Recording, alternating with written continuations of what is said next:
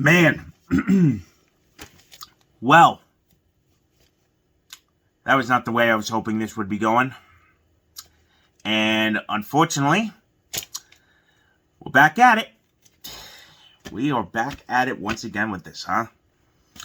And you know what's funny enough is I want to make another video about why all my teams suck. But unfortunately, these guys had to do what they had to do the past few games, and now we're back. Here we go. Yay! Talking about the Devils again. Woo! Jesus Christ, this team. This freaking hockey team. Before I begin, and this is going to be a long one, by the way, I got 4 pages of notes that I've been taking the past 30 minutes or so. I got 4 pages of this stuff. So, before I begin, get something to eat, get something to drink. This is going to be a long one, so I'm just warning you now. And also, I'm going to explain it more in the video. Am I ranting? Yes. But I still think this team can be good. And I'm going to get to that when I get to it. But let's just get straight into it, huh? 18 goals given up in the past 3 games. Well, but wait. Okay. All right. Hang on. What I'm going to be talking about. I got a couple key points that I want to talk about. And the 18 goals against in the past 3 games is one of them. Then, I want to go over all the player stats for everybody on this team, including the goalies. Then, past few games. We're going to go, actually, since the last time I did this, after the Rangers lost, we're going to go from that game all the way up to last night. And how this team has been doing since then. Schedule coming up. And then last but not least, the future. What I think the future of this team will be. So, let's just get straight into it. So, like I said, 18 goals given up in the past 3 games. Not good. Not good at all. And the goaltending numbers prove it. Jonathan Bernier, 3.06 goals against average. Blackwood, 3.21 goals against average. Both of their save percentages all barely above 900. Not good. Not good at all. The goaltending has completely fallen off the rails on this team. But then again, what hasn't fallen off the rails on this team? And the goaltenders' numbers prove it, man. These goalies are not good right now. Not good. And I don't know what it's going to take to change it. Here's the key one. No consistency. No goddamn consistency on this team from game to game. And we're going to get over that when I get to the reviewing of the games, and you're going to see why. This team cannot play a full 60-minute game of hockey. They just can't. I don't know why. It's like they pick and choose when they want to be good, and we'll get to last night of all games. Holy shit. But no consistency whatsoever in their game. I don't get it. Do you? Because I don't. And if you have an answer, please, I would love to know what the hell is going on. Because certainly, I do not. So yeah, no consistency from game to game. No finishers at all, once again. We need to get a player. And we're going to get to this in the futures part of the segment. Part of this video, I should say. This team needs a player to someone that is willing to drive to the net and, of course, finish their shots. Granted, this team is getting a lot of chances. The chances this team is getting is great. Problem is, they can't finish them. Plain and simple. A guy who can drive to the net and score, or hell, stand in front of the net, screening the goalie, whatever, and looking for those juicy rebounds. They need a guy like that, and unfortunately, they don't have it. And then the coaching staff. This coaching staff. Oh boy. Nah. This ain't gonna cut it, fam. And I'm talking about everybody. Granted, the penalty kill with Nasruddin has been getting better. Unfortunately, last night they gave up one, but it's been improving as of late. But Reki, though? Oh, God, that power play is ass! What the fuck are we doing? Oh, goody, you scored a pity power play goal last night. Good for you, boys. Good job. You want me to start planning the parade down Mulberry Street? Good job, guys. You scored on a fucking power play for once in your lives. Congratulations. It's still fucking shit. Never in my entire life, I've been watching this game for over 20 years, have I seen a power play this horrendous. And the Devils have been known for never having a good power play. Never. I can't remember the last time a power play was good on this team. But holy shit, what are you guys doing? Ugh. How does this guy still have a fucking job?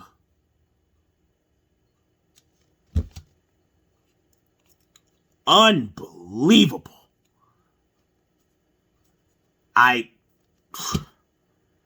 Really, it's yeah, I got me. You know what? Okay, let me put it in terms like this. We could have the greatest power play scorers this league has ever seen of all time. We could have Ovechkin. Ovechkin to name one. Ovechkin's offense. You know, he just stands there and goes, phew, he's going to power play. Okay, so we could have the greatest players to ever play on a power play of all time on this team. And guess what? If Reki is the head coach, coaching that shit, they ain't gonna do anything. This dude, oh my God, the words can't describe how this dude draws up his power. What the hell? Ugh. We'll get to the futures part of the segment where I do hope Tom Fitzgerald, the GM, does the right thing. But then we get to Lindy Roth, the head coach. All right. Now, Lindy, he's done a great job building a culture around this team. I'll admit it. He does a good job at that. But these lines, this dude is coming up, it's John Hines level bad. Why the hell are you playing Jack fucking Hughes on the ring? Why? He's a centerman. A natural-born center, and yet you want to play him on the wing. We tried it in 2019. Didn't work. The past few games he did doing it, going into last night, when he finally put him back at center, thank God. It was horrendous. He's not a wing. He's a centerman. But no, he needs to get that fucking best lines, NHL, EA, NHL crap.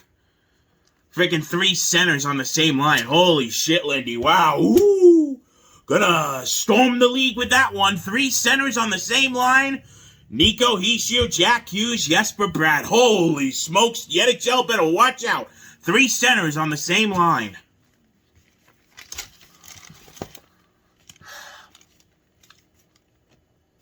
The lines last night weren't bad.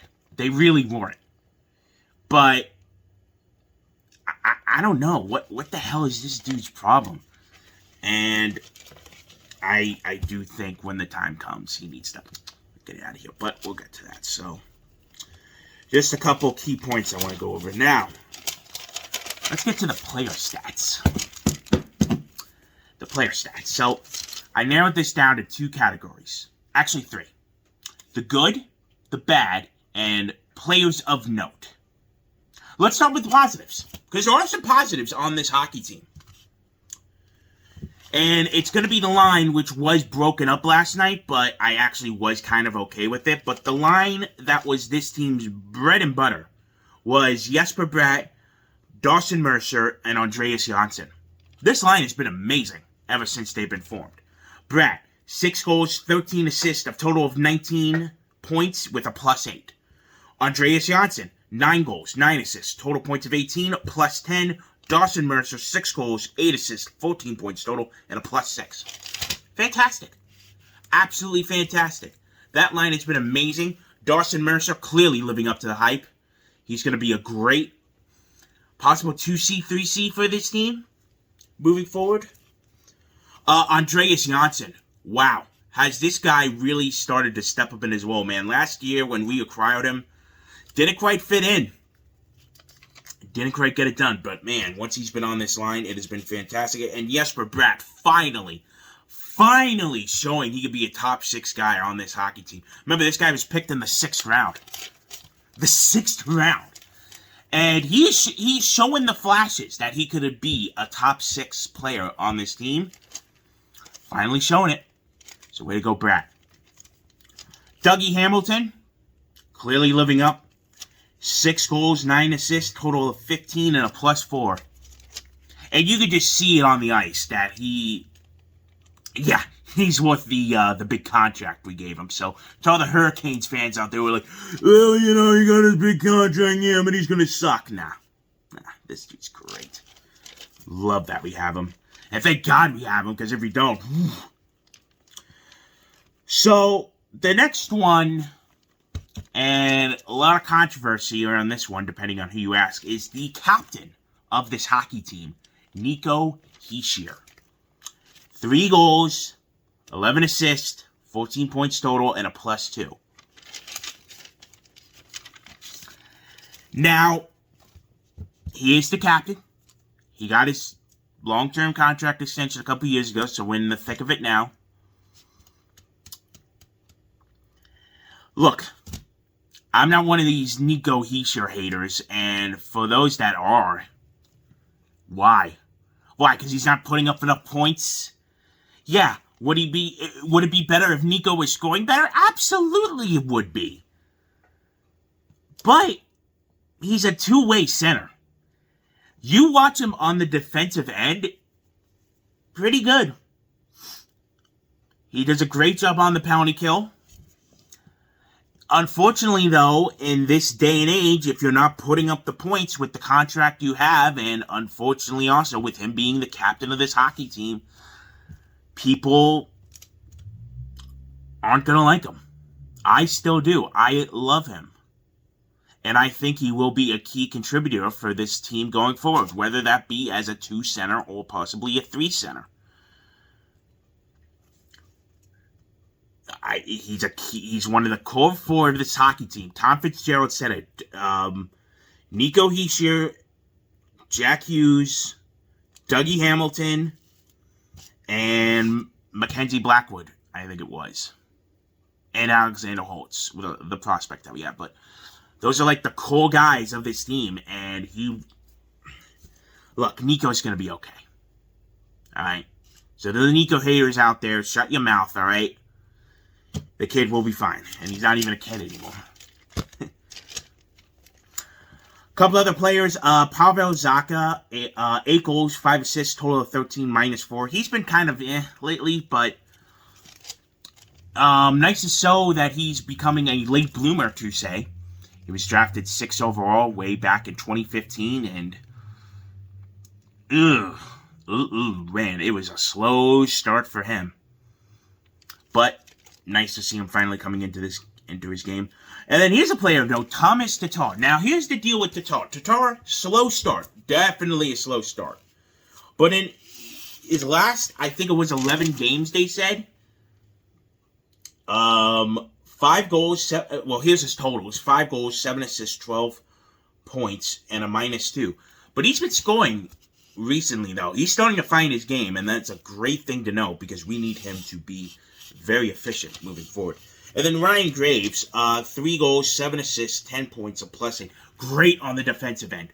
Really great. That pairing of Graves and Hamilton, fantastic. Great first pairing for this hockey team. So there you go. Now, the bad. And I think a lot of you know who's going to be number one. PK Subban. 1 goal, 8 assists, total of 9, -3. This guy can't play defense if his life depended on it. Jesus Christ, Subban. Ugh, thank God he's going to be gone. Hopefully, I swear to God, if this Fitzgerald better not try and resign him, Christ. Subban, you're a defensive liability. And your position is defense, by the way. Defense. You're a defenseman first. And yet you can't play it. This next one is a rough run. Igor Sharangovich. 3 goals, 4 assists, total of 7, and a -2. What the hell happened with Sharangovich? What the hell happened with Igor Sharangovich? This dude fell off a cliff and hard. I don't get it. I don't get it after his amazing rookie season. Dude is just lost now. He can't find his game. And he got benched because of it, which was coming. They even said Lindy Roth showed Igor footage of himself from last season, just trying to find some mode of confidence in him, but just hasn't happened, and unfortunately, you got to be benched because of it, really. And it sucks too, because I love him. And you know, when you have these guys that score on a nightly basis, like Igor was last year, and being a key part of the team, you expect him to continue to be a key part of this hockey team.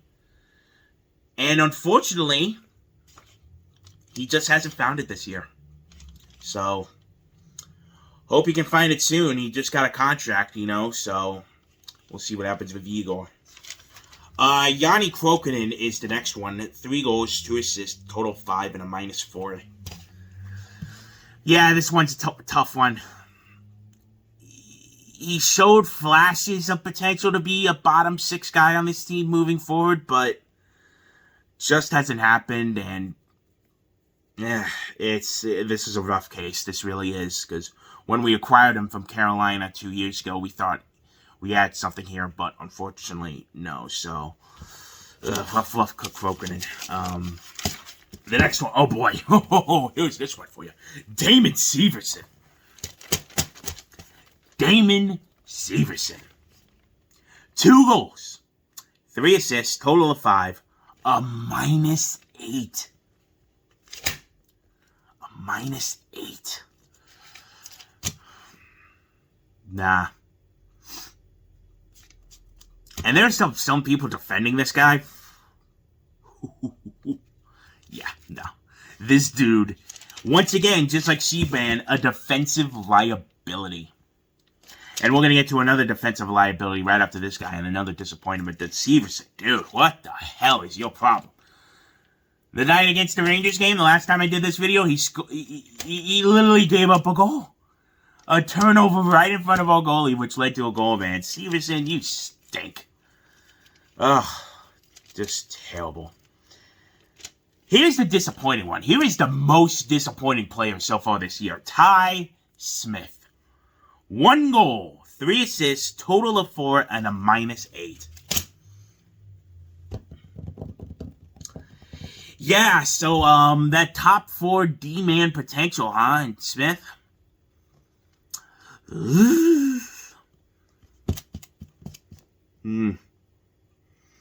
Nah.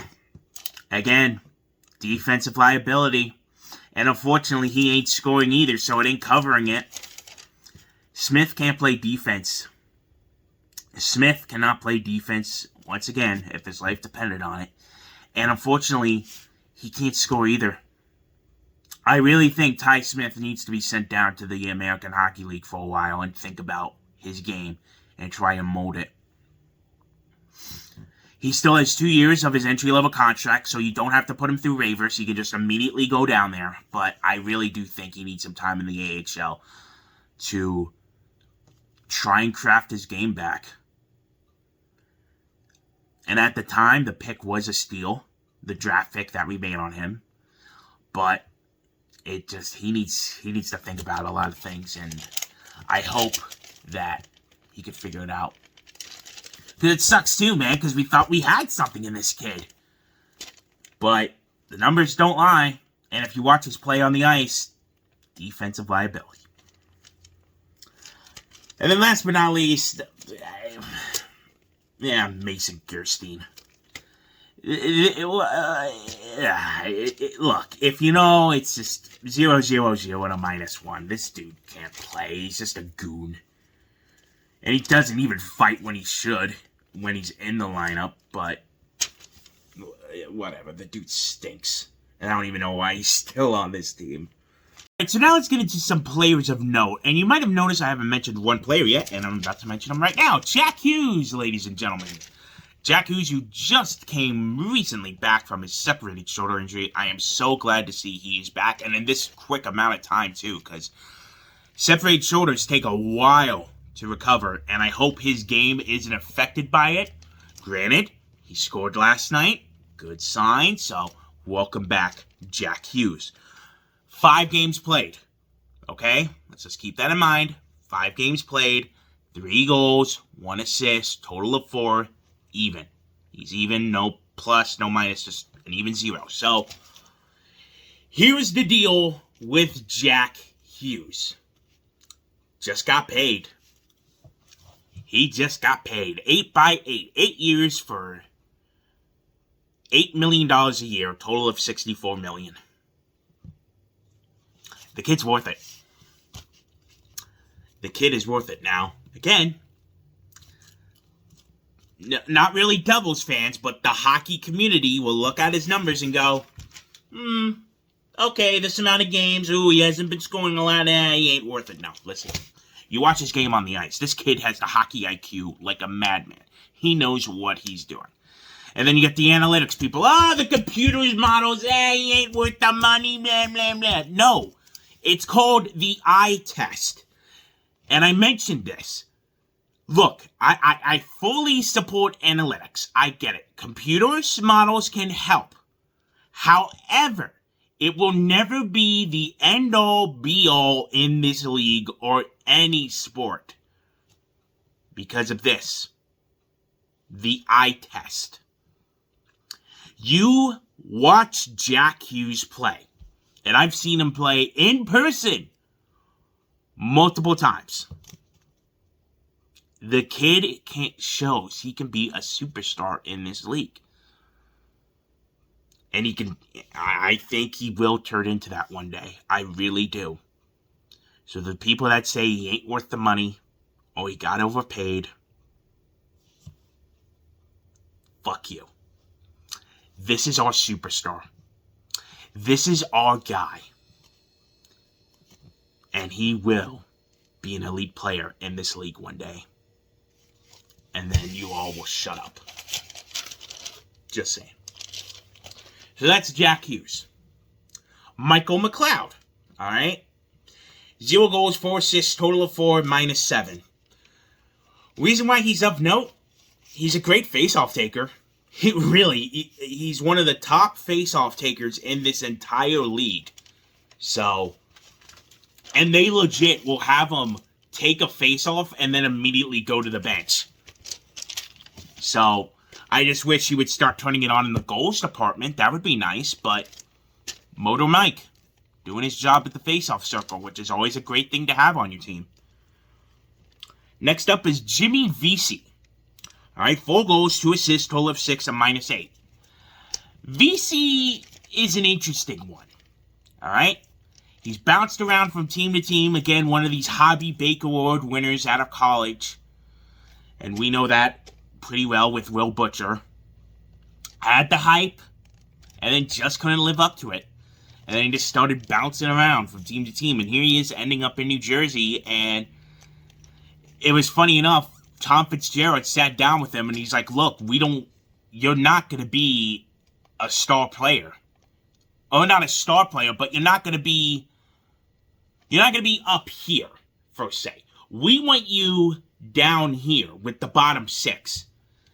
And Vici, and to Vici's credit, he bought in.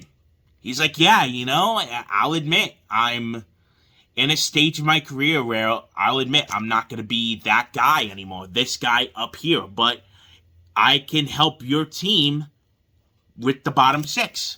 And that's what he does. He's a great player on the penalty kill. I love him on a penalty kill, and he'll score a couple goals from time to time. Granted, he is a -8 because of the line that he's on, and yeah, but I do think Vici is an efficient player for this hockey team, and I hope they keep him for the future. Jonas Seagenthaler is another one, 0 goals, 4 assists, total of 4, but a -3. Seagenthaler is an interesting one, alright? I like him on defense. He's just there, I like his defensive play. I could say, he play. At least he knows what he's somewhat doing. He's just there. Not really good, not really bad, just there. And we'll see if they keep him around when his contract ends. Jesper Bachfest, who recently just came back from injured reserve. He actually got an assist last night. So 0 goals, 2 assists total for him, and a -4. Here's the thing with Bachfest. He's in that range of player where it's like he could play in the AHL, the minor leagues, the AHL, and then in the NHL it's this, but he's a guy you could call up to play a few games if someone's injured. Does he have a permanent fixture in the NHL? I don't think so, but he's that guy, you could call up. He's in that range of players where they call him call-ups, where it's like, all right, this guy's injured, we need to call someone up from the AHL. All right, get Bachfest, so that is, I think, his role, and unfortunately for him, it kind of sucks that he's going to be that type of player for his career, but I really don't see much happening with Bachfest. And then, here's the last one. Nate Bastian. The returning Nate Bastian, fresh off waivers from Seattle. Boy, the Kraken. Now, the Kraken have gotten better. I'll admit, the Kraken are starting to find some chemistry in their past few games. Is this the start of something? I don't know. We'll see. But was it because they let go of Nate Bastian? I don't know. But when I found out Bastian was released, he had to come home, right? I didn't think he'd make it to us, but if he in the waiver order, but of course the Devils were gonna pick him up. You kidding me? Everybody loves Nate Bastian, so welcome back, Bastian. 5 games so far, but hey, he got a goal in one of the first games back for him, so congrats to Bastian at -2 for him. And that's pretty much the team. 2 other players of note, nothing really. Christian Jones and Tyce Thompson, both have been on injured reserve for a while. They've only played 2 games each, and 0s all across the board, but nothing really major with them. Alright. So now, let's get into the past few games for this team. And what I'm going to do is, I'm going to start. The last time I did this was the Sunday night when the Rangers beat the Devils in a shootout. I am going to go from that next game on all the way to last night's loss to Winnipeg. So, let us start with November 18th against the Florida Panthers in Florida. The Devils lost 4-1 that night. This team started great that game. Really, they were pounding the Panthers. In Florida, by the way, where they have a great home record. One of the best in the league. We were up 1-0. We were just pounding them. I'm like, holy smokes, this team. Look at these guys. And then, unfortunately, 5 seconds left in that period. Florida ties the game, and then they just went off after that. That changed everything. Gave them all the momentum they needed, and then they scored another 3, and then 4-1 final, and the Devils just couldn't respond afterwards. Very, very disappointing how 5 seconds could have... If the Devils go into the locker room with that 1-0 lead, who knows what happens? But unfortunately, those 5 seconds and Florida scoring that 1 goal changed everything in that game. So the Devils lose that one. November 20th in Tampa Bay. Devils won 5-3. A great comeback win against the back-to-back champs in their own building.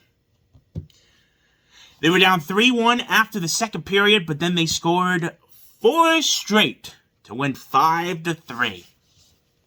Great comeback, gutsy win by this team. And you notice you're going to start to see a bit of a trend. November 24th, night before Thanksgiving, against Minnesota. This was the game where the Minnesota Wild got stuck in traffic for 2 hours and the game had to be delayed by 30 minutes. Because they forgot it was the busiest travel day of the year and they were caught in the Holland Tunnel. Good job, boys. A 3-2 shootout lost. Down 2-0. And to think, Minnesota was the ones stuck in traffic. They weren't even the ones in the building.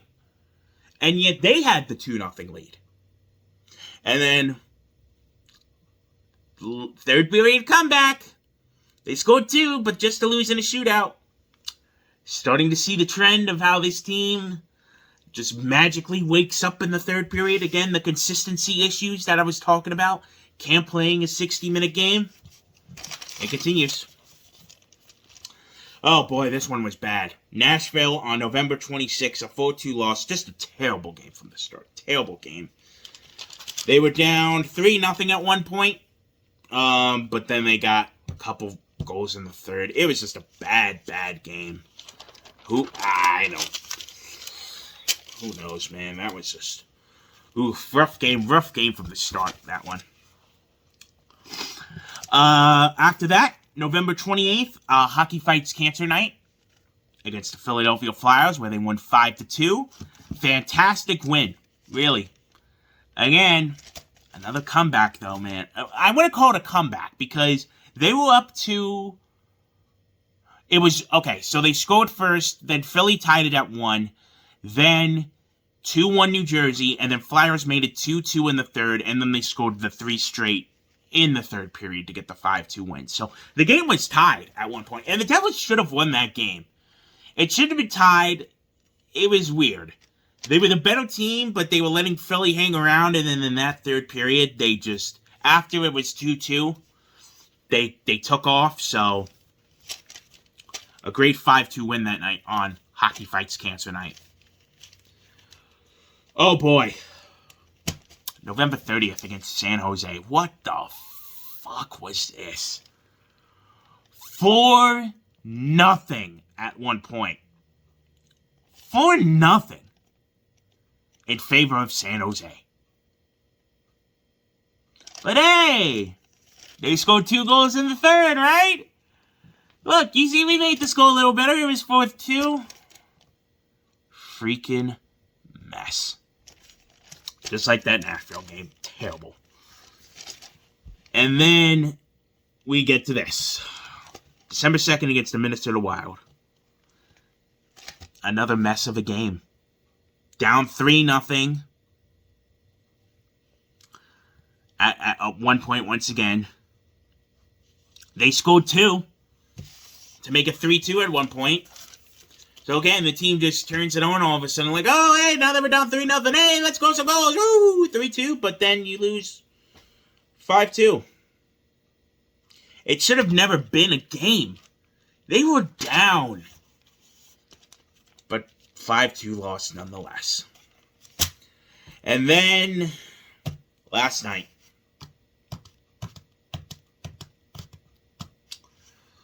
Oh boy, this one was a rough one.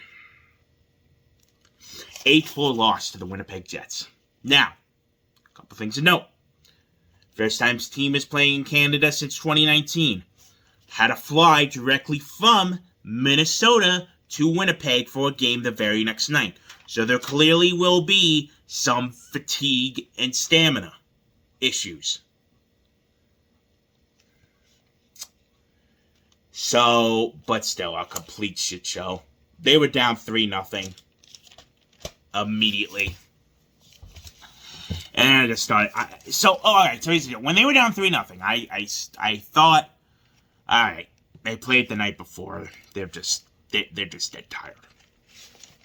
But then, they scored 4 straight to take a 4-3 lead. What? Alright. Here's the deal. I'll give them this. They could fight. This team knows how to fight. And you've been noticing me talking about it when I've been talking about these past few games. This team knows how to fight. They know how to come back. They know how to claw and grind. So I thought 4-3 now? Scoring 4 unanswered when you were down 3-0. When you just played a game the night before and lost 5-2. I'm like, all right. Hey, boys. Let's go.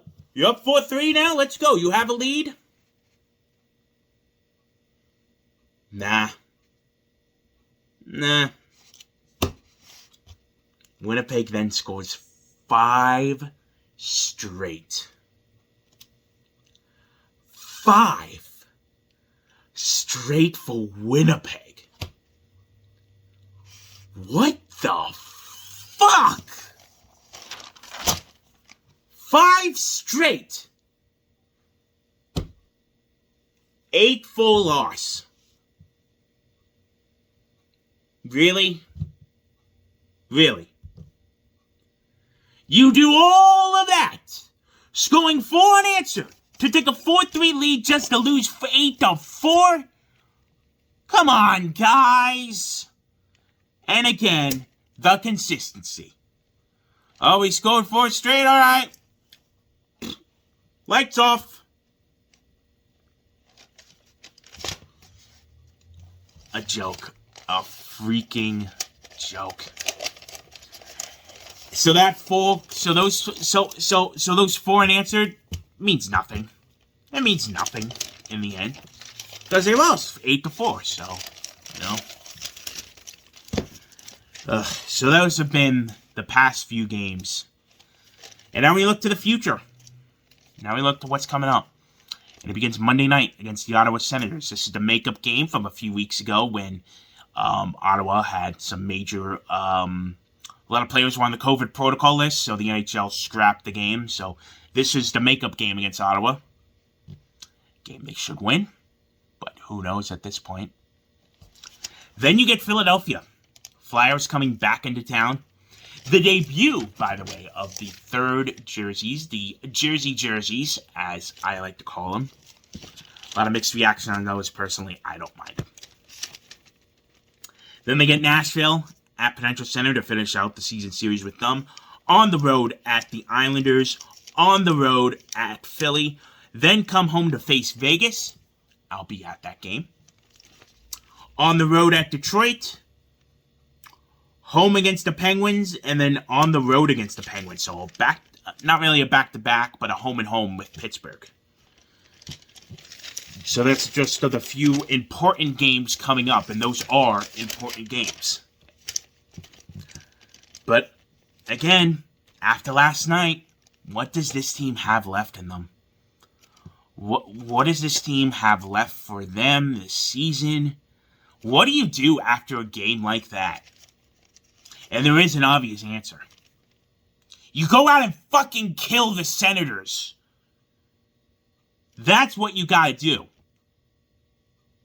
But again, the consistency issues. When this team is on, they are on. They are a good hockey team. But when they're down, they fucking suck.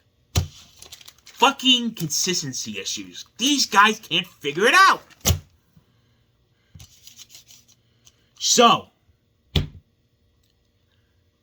the future. Where will this team be?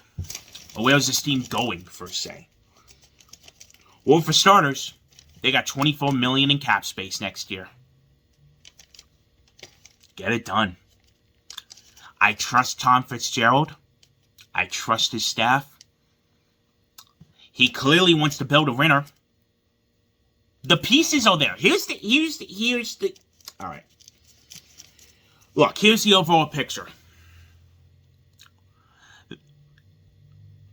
The Devils have the building blocks assembled. We have a base.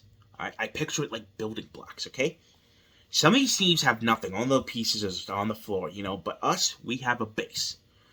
We have the goaltending. Granted, it's been off lately, but there is stable goaltending. And oh, by the way, our minor league team goalies, fantastic right now. So we have goaltending.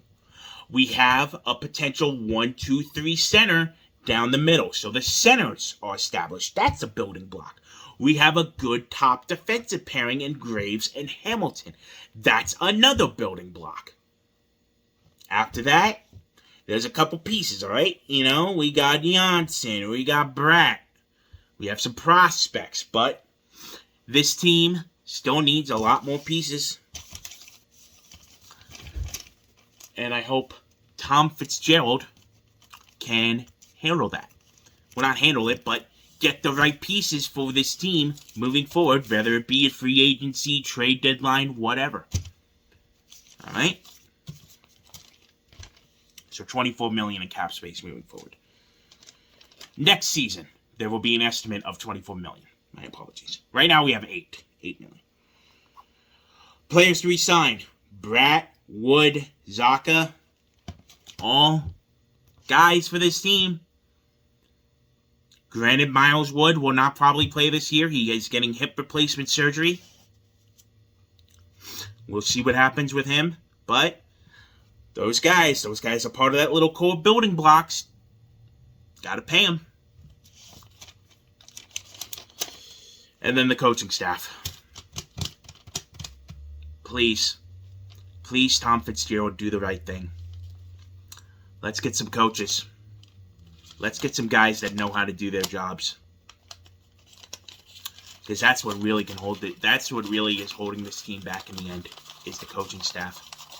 You could have the greatest lineup of all time for players. You really could.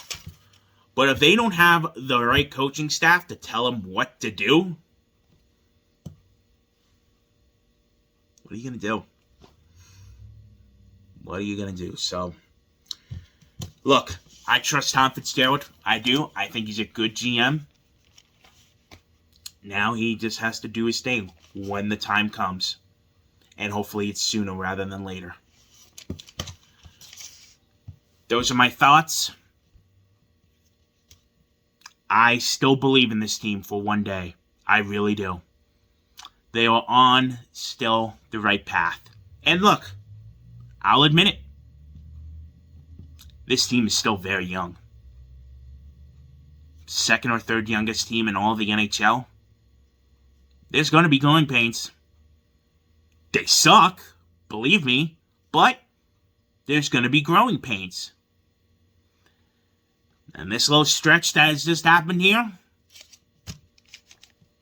is one of them. And they got to show, are they legit? Can they fight through it and figure it out? You're getting Ottawa one Monday night, boys. Let's see if they can get out of this slump they're in. That's going to wrap this up. I appreciate for those who have been watching this whole thing. And, yeah. Let's go Devils.